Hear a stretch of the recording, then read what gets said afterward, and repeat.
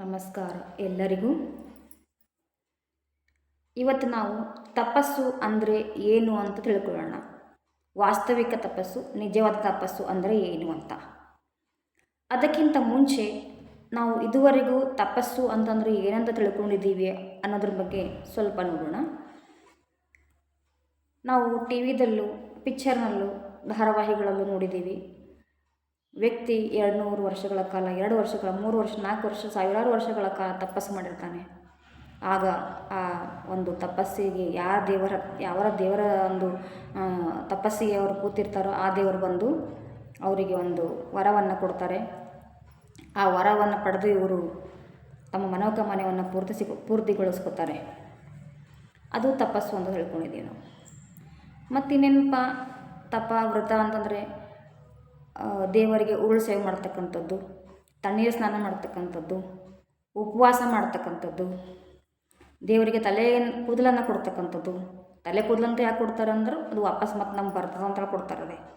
ಮತ್ತೇನರ ದೇಹ ಶರೀರ ಬೇರೆ ಬೇರೆ ಅಂಗಗಳು ಕೊಡ್ರಿ, ಅದು ಕೊಡೋಂಗಿಲ್ಲ. ಯಾಕಂದ್ರೆ ಅದು ವಾಪಸ್ ಬರೋಂಗಿಲ್ಲ. ತಲೆ ಕೂದಲು ಮತ್ತೆ ಮತ್ತೆ ವಾಪಸ್ ಬರ್ತದ, ಅದನ್ನು ದೇವ್ರಿಗೆ ಕೊಟ್ಬಿಡೋದು. ಅದನ್ನು ಪ್ರೀತಿಯನ್ನಲ್ಲ, ಬಿಸ್ನೆಸ್ ಅಂತಾರೆ ಅದಕ್ಕೆ. ನಾವು ದೇವ್ರಿಗೆ ನಾವು ಏನು ಕೊಡ್ತಾಯಿದ್ದೀವಿ, ಎದಕ್ಕೆ ಕೊಡ್ತಾಯಿದ್ದೀವಿ ಅಂತಂದ್ರೆ ನಮ್ಮ ಒಂದು ಮನೋಕಾಮನೆಗಳನ್ನು ಪೂರ್ತಿ ಮಾಡೋದಕ್ಕೋಸ್ಕರನೇ ಈ ವ್ರತ ತಪ ಆಚರಣೆಗಳನ್ನು ಮಾಡ್ತಾಯಿದ್ದೀವಿ.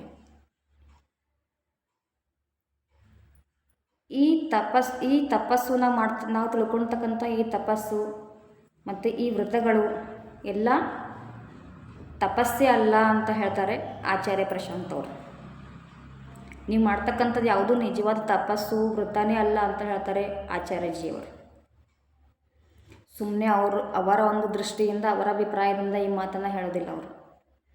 ಅವರು ನಮ್ಮ ಧರ್ಮ ಗ್ರಂಥಗಳನ್ನು ಎಲ್ಲ ಓದ್ಕೊಂಡಿದ್ದಾರೆ. ಧರ್ಮ ಗ್ರಂಥಗಳಂತಂದರೆ ಹಿಂದೂ ಧರ್ಮ ಗ್ರಂಥ ಅಂತ ಅಂದ್ಕೋಬೇಡಿ. ಅವು ಎಲ್ಲ ಮನುಷ್ಯನಿಗೆ ಬೇಕಾಗಿರ್ತಕ್ಕಂತಹ ಧರ್ಮ ಗ್ರಂಥ. ಮನುಷ್ಯರು ಯಾರೆಲ್ಲ ಇದ್ದಾರೋ ಅವರಿಗೆಲ್ಲ ಉಪಯೋಗ ಆಗ್ತಕ್ಕಂತಹ ಪುಸ್ತಕಗಳು ಅವೇ ಧರ್ಮ ಗ್ರಂಥ ಅಂತ ಕರೀತಾರೆ. ಅಂಥ ಪುಸ್ತಕಗಳು ಯಾವ್ಯಾವಪ್ಪ ಅಂದ್ರೆ ವೇದಗಳಾಗಿರ್ಬೋದು, ವೇದಾಂತ, ಉಪನಿಷತ್ಗಳು, ಭಗವದ್ಗೀತಾ, ರಿಭುಗೀತಾ, ಅಷ್ಟಾವಕ್ರ ಗೀತಾ, ಅವಧೂತ್ ಗೀತಾ. ಈ ಗೀತೆಗಳ ಹೆಸರಂತೂ ನನಗೆ ಮೊದಲು ಗೊತ್ತೇ ಇರಲಿಲ್ಲ. ಆಚಾರ್ಯಜಿಯವ್ರ ಪರಿಚಯ ಮಾಡಿಕೊಟ್ಟಿರಲಿಲ್ಲ. ಈ ಎಲ್ಲ ಭಗವದ್ಗೀತೆ ಒಂದನ್ನು ಬಿಟ್ಟು ಈ ರಿಭುಗೀತಾ, ಅಷ್ಟಾವಕ್ರ ಗೀತಾ ಇವೆಲ್ಲ ಹೆಸರುಗಳೇ ನನಗೆ ಗೊತ್ತಿದ್ದಿಲ್ಲ. ಅವಧೂತ್ ಗೀತಾ ಅವೆಲ್ಲ ಪರಿಚಯ ಮಾಡಿಕೊಟ್ಟಿರ್ತಕ್ಕಂಥವ್ರು ಆಚಾರ್ಯ ಪ್ರಶಾಂತ್ ಅವರು. ಎಷ್ಟೊಂದು ಪುಸ್ತಕಗಳು, ಅದರಲ್ಲಿರ್ತಕ್ಕಂತಹ ಪ್ರತಿಯೊಂದು ಶ್ಲೋಕದ ಒಂದು ನೆನಪಿಟ್ಕೊಂಡು ಆಯಾ ಸಮಯಕ್ಕೆ ಸರಿಯಾಗಿ ಆ ಶ್ಲೋಕವನ್ನು ನಮ್ಮ ಮುಂದೆ ಪ್ರಸ್ತುತಪಡಿಸ್ತಾರೆ. ಆ ಶ್ಲೋಕ ಏನು ಹೇಳುತ್ತೆ ಅಂತಕ್ಕಂಥದ್ದನ್ನು ಪ್ರಸ್ತುತಪಡಿಸ್ತಾರೆ ಅವರು. ಅವರ ಜ್ಞಾನಕ್ಕೆ ಎಷ್ಟು ತಲೆಬಾಗಿದ್ರೂ ಕೂಡ ಕಡಿಮೆ ಇದೆ. ನಾನು ಈ ಒಂದು ಪ್ರಸ್ತುತ ಕಾಲದಲ್ಲಿ ಅಂತಹ ಜ್ಞಾನಿಯನ್ನು ನಾನು ನೋಡೇ ಇಲ್ಲ. ಸೊ ಅವರು ಹೇಳಿರ್ತಕ್ಕಂತಹ ಮಾತಿಗೆ ನಾವು ಸರಿ ಅಂತ ನಮ್ಮ ಮನಸ್ಸು ಒಪ್ಪಿಕೊಳ್ತದದು. ಅವರು ಯಾವ ರೀತಿ ತಪಸ್ಸನ್ನು ಹೇಳಿದ್ದಾರೆ, ಇದ್ಯಾವುದು ತಪಸ್ಸು ಅಲ್ಲ ಅಂತ ಹೇಳ್ತಿದ್ದಾರೆ ಅನ್ನಲ್ಲ, ಅವರು ಯಾವ ತಪಸ್ಸನ್ನು ಹೇಳ್ತಾ ಇದ್ದಾರೆ. ಅವರ ಓನ್ ಅಭಿಪ್ರಾಯ ಅಲ್ಲದು, ನಮ್ಮ ಗ್ರಂಥಗಳ ಒಂದು ಕೊಟ್ಟಿರ್ತಕ್ಕಂಥ ಅಲ್ಲಿ ಸೂಚನೆಗಳು. ಆ ಗ್ರಂಥಗಳು ಏನಂತ ಹೇಳ್ತವೆ, ಅವ ಗ್ರಂಥಗಳನ್ನು ತಿಳಿಸಿಕೊಟ್ಟವರು ಆಚಾರ್ಯಜಿಯವರು ಏನಂತ ಹೇಳ್ತಾ ಇದ್ದಾರಪ್ಪ ಅಂತಂದರೆ, ನಮಗೆ ನಿಜವಾದ ತಪಸ್ಸು ಅಂತಂದರೆ ನಾನು ಅಂತಕ್ಕಂಥದ್ದನ್ನು ತಿಳಿದುಕೊಳ್ಬೇಕು. ನಾನು ಅಂತಕ್ಕಂಥದ್ದು ಯಾರು ಅಂತ ತಿಳಿದುಕೊಳ್ಬೇಕು. ನಮ್ಮ ಮನಸ್ಸನ್ನು ನಮ್ಮ ಒಳಗಡೆನೇ ಕೇಂದ್ರೀಕರಿಸಬೇಕು. ವ್ಯಕ್ತಿ ಸ್ವಯಂ ತನ್ನನ್ನೇ ತಾನು ನೋಡ್ಕೊಳ್ತಕ್ಕಂಥದ್ದೇ ತಪಸ್ಸು ಅಂತ ಹೇಳ್ತಾ ಇದ್ದಾರೆ. ತನ್ನ ಮನೋಕಾಮನೆಗಳು ಎಲ್ಲಿಂದ ಬರ್ತಾ ಇದ್ದಾವೆ, ತನ್ನ ಅಂಜಿಕೆ ಹೆದರಿಕೆ ಎಲ್ಲಿಂದ ಬರ್ತಾ ಇದೆ, ನಿಮ್ಮ ಒಳಗಡೆ ಇರ್ತಕ್ಕಂತಹ ಕೋಪ ಯಾವುದಕ್ಕೆ ಬರ್ತಾ ಇದೆ, ಇದೆಲ್ಲದನ್ನು ಪ್ರತಿದಿನ ನಮ್ಮನ್ನು ನಾವು ನೋಡ್ಕೊಳ್ತಕ್ಕಂಥದ್ದೇ ತಪಸ್ಸು ಅಂತ ಹೇಳ್ತಾರೆ ಅವರು. ಈ ನಾನು ಅಂತಕ್ಕಂಥ ನಮ್ಮ ಮನಸ್ಸಿನಲ್ಲಿ ಇರ್ತಕ್ಕಂತಹ ನಾನು ಅಂತಕ್ಕಂಥ ಕೇಂದ್ರವನ್ನು ನೋಡಿಕೊಂಡು ಅದನ್ನು ದಿನ ದಿನ ದಿನ ದಿನ ದಿನ ನಾನು ಅಂತಕ್ಕಂಥದ್ದನ್ನು ಕಡಿಮೆ ಬರ್ತಕ್ಕಂಥದ್ದೇ ತಪಸ್ಸು ಅಂತ ಹೇಳ್ತಾರೆ ಅವರು. ನಾವು ಈ ಮಣ್ಣಿನ ದೇಹ, ನಾವು ಮಣ್ಣು ಅಲ್ಲದೆ ಬೇರೇನೂ ಅಲ್ಲ ಅಂತಕ್ಕಂಥದ್ದನ್ನು ನಮ್ಮ ಮನಸ್ಸಿನ ಒಳಗಡೆಯಿಂದ ಬರಬೇಕದು. ಅದನ್ನು ತಪಸ್ಸು ಅಂತ ಹೇಳ್ತಾರೆ. ನಾವು ಹೇಳ್ತೀವಿ, ಎಲ್ಲರೂ ಹೇಳ್ತೀವಿ, ಸುಮ್ಮನೆ ಮಾತಾಡ್ತೀವಿ, ಕುಂತ್ಕೇಶಿ ಮಾತಾಡ್ತೀವಿ. ಹೌದ್ರಿ, ಇದು ದೇಹ ಮಣ್ಣಿಂದದ, ನಾವೇನು ಮಣ್ಣಿನ ಶರೀರದ ಹಂಗದ ಹಿಂಗದ ಅಂಥೇಳಿ. ಭಾಳ ಚಂದ ಬಾಯಿಲಿಂದ ಹೇಳ್ಬಿಡ್ತೀವಿ, ಆದರೆ ನಿಮ್ಮ ಮಾತು ಮನಸ್ಸಿನಿಂದ ಬರ್ತಾ ಇದೆಯಾ ಅಂತಕ್ಕಂಥದ್ದು ಬಹಳ ಮುಖ್ಯವಾಗಿರ್ತದೆ. ಫಾರ್ ಎಕ್ಸಾಂಪಲ್ ನಾನು ಹೇಳ್ತೀನಿ, ಒಂದು ಗಿಡ ಇರ್ತದೆ, ಆ ಗಿಡದಲ್ಲಿ ಹೂ ಬಿಟ್ಟಿರ್ತದೆ. ಹೂ ಅಂತದ, ನಾನು ನೋಡಿ ಎಷ್ಟು ಚಂದ ಇದ್ದೀನಿ, ಎಲ್ಲರಿಗೂ ನಾನು ಪರಿಮಳ ಕೊಡ್ತೀನಿ, ಎಲ್ಲರೂ ನನಗೆ ಬಯಸ್ತಾರೆ, ನನಗೆ ಚಂದ ಅಂತಾರ, ಎಷ್ಟು ಸರಾಗಾಗ್ಯದ ಹೂವು ಅಂತಂತಾರ ಅಂತಂದು ಏನಾಗ್ತದೆ, ಅದಕ್ಕೆ ಗರ್ವ ಬರ್ತದೆ. ಅದಕ್ಕೆ ಮಣ್ಣಿನಲ್ಲಿ ಹುಟ್ಟಿದ್ದೀನಿ, ನಾನು ಮಣ್ಣೇ ಇದ್ದೀನಿ ಅಂತ ಅದಕ್ಕೆ ಅರ್ಥನೇ ಆಗಲ್ಲ. ಆಯಿತು, ಅದು ಒಂದಿನ ಇದೆಲ್ಲ ಅಂದ್ಕೊಂಡು ಮರುದಿನ ಏನು ಮಾಡ್ತದೆ, ಬಾಡಿ ಭೂಮಿ ಮೇಲೆ ಬಿದ್ದುಬಿಡ್ತದೆ. ಮತ್ತೊಂದು ಹೂವು ಅರಳಿರ್ತದೆ ಮರುದಿವಸ. ಆ ಹೂವು ಹಾಗೆ ಅಂತಿರ್ತದೆ. ಅದು ಏನಪ್ಪ ಅಂತಂದ್ರೆ, ನನಗೆ ಎಷ್ಟು ಚಂದ ಅಲ್ಲ ಸುಂದರವಾಗಿದ್ದೀನಿ, ನಾನು ಎಲ್ಲರಿಗೂ ಪರಿಮಳವನ್ನು ಕೊಡ್ತೀನಿ, ಎಲ್ಲರೂ ನನ್ನ ಚಂದ ಅಂತಂತಾರ ಅಂತಕ್ಕಂಥದ್ದು. ನಿನ್ನೆ ಕೆಳಗೆ ಅದೇ ರೀತಿಯಾಗಿರ್ತಕ್ಕಂಥ ಕೆಳಗಡೆ ಬಿಡುತ್ತಲ್ಲ, ಅದು ಏನಂತದ, ನೀ ಎಲ್ಲ ನಾನು ನಿನ್ನ ಹಾಗೆ ಇದ್ದಿದ್ದ, ಇವತ್ತು ನೋಡಿ ಹಿಂಗಾಗಿನಿ, ಮಣ್ಣಾಗ್ಬಿಟ್ರಿ, ನಾವೆಲ್ಲ ಮಣ್ಣೇ ಇದ್ದಿದ್ದೀವಿ ಅಂತ ಹೇಳ್ತದದು.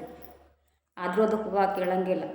ಯಾಕಂದ್ರೆ ಅದು ಇವತ್ತು ಅದು ತೆಲ್ಲಾಗ, ಅದು ನಾಳೆನ ತೆಲ್ಲಾಗೆ ಬರೋಂಗಿಲ್ಲ. ಅದು ಕೊಟ್ಟದಕ್ಕೆ ಇವತ್ತು ಚಲೋ ಇದನ್ನೆಲ್ಲ ಅಂತಕ್ಕಂಥದ್ದು ಅಹಂ ಅದರಲ್ಲಿ ಇರ್ತದೆ, ನಾನು ಅಂತಕ್ಕಂಥದ್ದು ಅದರಲ್ಲಿ ಇರ್ತದೆ. ಹಾಗೇನಪ್ಪ ಅಂತಂದ್ರೆ, ನಾವು ಕೂಡ ನಮ್ಮ ಮಣ್ಣಿನ ದೇಹನೇ ಮಣ್ಣಿಂದನೇ ಬಂದಿದ್ದೀವಿ ಅಂತಕ್ಕಂಥದ್ದು ನಮ್ಗೆ ಅರ್ಥನೇ ಆಗಲ್ಲ. ಎಲ್ಲರೂ ಅದಕ್ಕೆ ನಾವು ಪ್ರತಿದಿನ ಈ ನಾನು ಅಂತಕ್ಕಂಥ ನೋಡ್ಕೊಳ್ತಾ ಹೋದಾಗ್ಲೇ ನಮಗದು ಒಳಗಡೆ ನಿಜ ಅಲ್ಲ, ಹೌದಲ್ಲ ಅಂತ ಅನ್ನಿಸ್ಬಿಡ್ತದದು. ಸುಮ್ಮನೆ ಬಾಯಿ ಮಾತಿಲ್ಲ ನಾವು ಹೇಳಿದ್ವಿ ಹೌದ್ರಿ ಮಣ್ಣಿನ ದೇಹ ಅಂತಂದ್ರೆ ಅದು ಪ್ರಯೋಜನ ಇಲ್ಲ. ಪ್ರತಿದಿನ ನಮ್ಮನ್ನು ನಾವು ನೋಡ್ಕೊಳ್ತಾ ಅದನ್ನು ನಾನು ಅಂತಕ್ಕಂಥ ಪ್ರತಿ ಅದನ್ನು ಕಡಿಮೆ ಮಾಡ್ಕೊಳ್ತಾ ಬರಬೇಕು. ಪೂರ್ತಿ ಅದು ಸಾಯೋದಂತೂ ಇಲ್ಲ, ಪೂರ್ತಿ ಅದು ನಾನು ಅಂತಕ್ಕಂಥದ್ದು ಇಲ್ಲವೇ ಇಲ್ಲ, ನಾನು ಅಂತಕ್ಕಂಥದ್ದು ಪೂರ್ತಿ ಬಿಟ್ಟಿದ್ದೇನೆ ಅಂತಕ್ಕಂಥದ್ದನ್ನು ಹೇಳೋದಕ್ಕೆ ಸಾಧ್ಯ ಇಲ್ಲ. ಯಾಕಪ್ಪ ಅಂತಂದ್ರೆ, ನಮ್ಮ ಶರೀರ ಇರೋವರೆಗೂ ಅದು ಅಹಂ ಅಂದರೆ ನಾನು ಅಂತಕ್ಕಂಥದ್ದು ಇರೋದೇ. ಅದನ್ನು ಕಡಿಮೆ ಮಾಡ್ತಾ ಬರಬೇಕಷ್ಟೇ ನಾವು. ಅದು ಪೂರ್ತಿ ನಾವು ಇಲ್ಲ ಅಂತ ಅನ್ನಿಸ್ಬಿಡ್ತೀವಿ ಅಂತಕ್ಕಂಥದ್ದು ಇಲ್ಲವೇ ಇಲ್ಲ. ಅದನ್ನು ಕ್ಷೀಣ ಮಾಡ್ತಾ ಬರಬೇಕು. ಅದನ್ನೇ ತಪಸ್ಸು ಅಂತ ಕರೀತಾರೆ. ಪ್ರತಿ ಒಂದಿಷ್ಟು ಅದನ್ನು ಮನಸ್ಸು ತನ್ನನ್ನು ತಾನು ನೋಡ್ಕೊಳ್ತಕ್ಕ ಭಾಳ ಭಯ ಪಡ್ತದೆ. ನಾವು ಬೇರೆ ಕಡೆಯೇ ಹೋಗ್ತೀವಿ. ನಾವು ತನ್ನನ್ನು ತಾನು ನೋಡ್ಕೊಳ್ತಕ್ಕಂತಹ ಕೆಲಸವನ್ನು ಮಾಡೋದಕ್ಕೆ ಅದಕ್ಕೆ ಭಾಳ ಅಂಜಿಕೆ ಬರ್ತದೆ ಅದಕ್ಕೆ. ಯಾಕಂದ್ರೆ ತನ್ನ ಒಂದು ಎಲ್ಲ ಅಲ್ಲಿ ಹೆದರಿಕೆ ಕಾಮನೆಗಳಿಂದ ಬರ್ತಾ ಇದ್ದಾವೆ ಅಂತಂದ್ರೆ ಎಲ್ಲ ತಪ್ಪನ್ನು ಮನುಷ್ಯನ ಮೇಲೆ ತನ್ನ ಹತ್ರನೇ ಬಂದುಬಿಡ್ತದೆ. ತನ್ನ ಮೇಲೆ ಹಾಕ್ಕೊಳ್ಬಾರ್ದು ಅಂತಕ್ಕಂತಹ ಒಂದು ಉದ್ದೇಶದಿಂದ ಏನು ಮಾಡ್ತದೆ, ನಾನು ಅಂತಕ್ಕಂಥದ್ದು ಹೊರಗಡೆ ನೋಡಲಿಕ್ಕೆ ಪ್ರಯತ್ನ ಮಾಡ್ತದೆ. ಪದೇ ಹೊರಗಡೆ ನೋಡ್ತದೆ. ಒಂಟಿಯಾಗಿ ಕೂತ್ಕೊಂಡು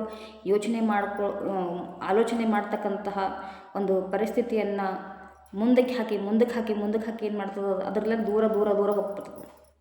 ನಾನು ಮೊನ್ನೆನೇ ಹೇಳಿದ್ನಲ್ಲ, ಒಂದು ಒಂಟಿತನವೇ ನಮ್ಮ ಮೊದಲ ಗುರು ಅಂತಕ್ಕಂಥದ್ದು.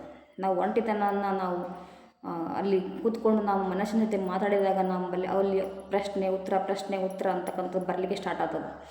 ಆ ಉತ್ತರವೇ ನಮ್ಮ ಗುರು ಆಗಿಬಿಡ್ತದೆ ಅಲ್ಲಿ. ಸೊ ಆ ಥರ ಅರ್ಥ ಮಾಡಿಕೊಂಡು ನಮ್ಮ ನಾನು ಅಂತಕ್ಕಂಥದ್ದನ್ನು ನಾವು ದಿನಂಪ್ರತಿ ಕಡಿಮೆ ಮಾಡ್ತಾ ಬರ್ತಕ್ಕಂಥದ್ದೇ ತಪಸ್ಸು ಅಂತ ಹೇಳ್ತಾರೆ ಆಚಾರ್ಯ ಪ್ರಶಾಂತ್ ಅವರು. ನನಗಿದು ಭಾಳ ಮನಸ್ಸಿಗೆ ಹತ್ಕೊಂಡ್ಬಿಡ್ತದೆ. ತಪಸ್ಸು ಅಂತಂದರೆ ಎಷ್ಟೊಂದು ನಾವು ತಪ್ಪಾಗಿ ತಿಳ್ಕೊಂಡ್ಬಿಟ್ಟಿದ್ದೀವಲ್ಲ ಅಂತಕ್ಕಂಥ ಎಲ್ಲ ಈ ಒಂದು ನಾವು ಏನಂತ ತಿಳ್ಕೊಂಡಿದ್ದೀವಿ ಅದನ್ನೆಲ್ಲ ನನ್ನ ತಲೆಯಿಂದ ವಾಶ್ಔಟ್ ಮಾಡಿಬಿಟ್ರು ಪೂರ್ತಿಯವರು. ಮನಸ್ಸು ಬಹಳ ಹಗುರವಾಯಿತು, ತಲೆ ಬಹಳ ಹಗುರವಾಯಿತು. ಅದಕ್ಕೋಸ್ಕರ ಅವ್ರ ಮೇಲೆ ಇರ್ತಕ್ಕಂತಹ ಸಮ್ಮಾನ ಪ್ರೀತಿ ಆಗ್ಬೋದು ದಿನಕ್ಕೆ ಹೆಚ್ಚಾಗ್ತಾನೆ ಹೊರತು ಕಡಿಮೆ ಆಗ್ತಾ ಇಲ್ಲ, ಕಡಿಮೆ ಆಗೋದಕ್ಕೆ ಸಾಧ್ಯವೂ ಇಲ್ಲ ಅದು. ಸೊ ನಿಜವಾದ ತಪಸ್ಸನ್ನು ನಾವು ತಿಳ್ಕೊಂಡು ಅದು ಏನು ಅಂತಕ್ಕಂಥದ್ದನ್ನು ನಾವು ಪ್ರತಿಯೊಬ್ಬರೂ ಕೂಡ ತಿಳ್ಕೊಂಡು ಪ್ರತಿಯೊಬ್ಬರು ತಪಸ್ಸನ್ನೇ ಮಾಡೋಣ ಅಂತ ಹೇಳ್ತಾ ಇವತ್ತಿನ ಮಾತನ್ನು ಮುಗಿಸ್ತೇನೆ. ಧನ್ಯವಾದಗಳು.